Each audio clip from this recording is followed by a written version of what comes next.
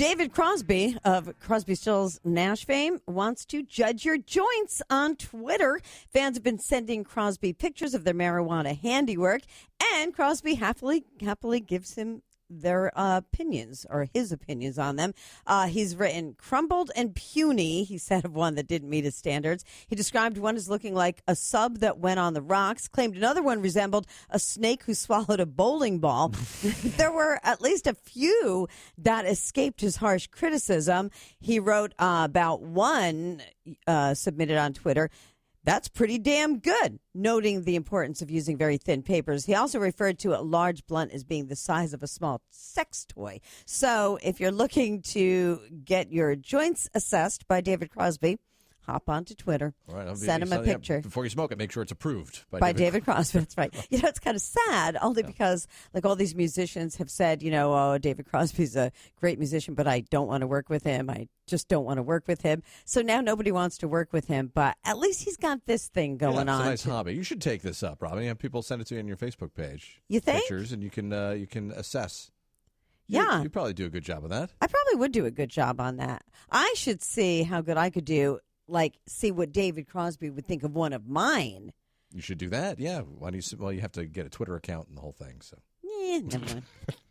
Too lazy, too stoned to think about it. The legal cannabis market in Canada grew 107% in 2019, but illegal sellers still dominate with 70% of the sales, according to new data from Stats Canada.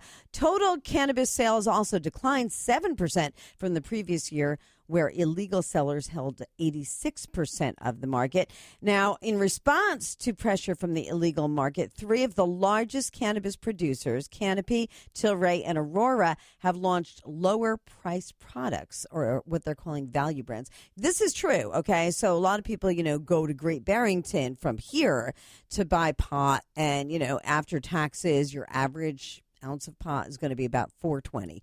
Coincidentally, depending on what kind. But it does not cost that much money if you buy it from your favorite grower or whatever. I'm just saying if you buy it illegally. So I have a feeling that in this country, too, they're going to have to start thinking about value brands of pot. So Canopy's value brand is called TWD. It's a 1-ounce product. It's called TWD 28, by the way, because there's 28 grams in an ounce. It'll average approximately $4 per gram. That is super, super cheap, even by, you know, illegal standards. Aurora's value brand is called the Daily Special. It'll be sold in 3 sizes, with 15 grams being the largest.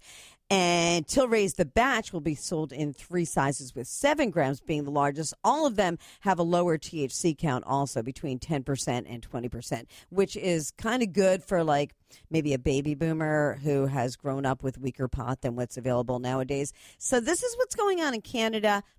I have a feeling this country really will have to follow in their footsteps there, because there are so many growers illegally that are selling it for cheaper. Eventually we'll get to the point where you can get the generic ShopRite brand from the store, you know. Yeah, actually, I think you're right about that. And that is the Stoner Report for today.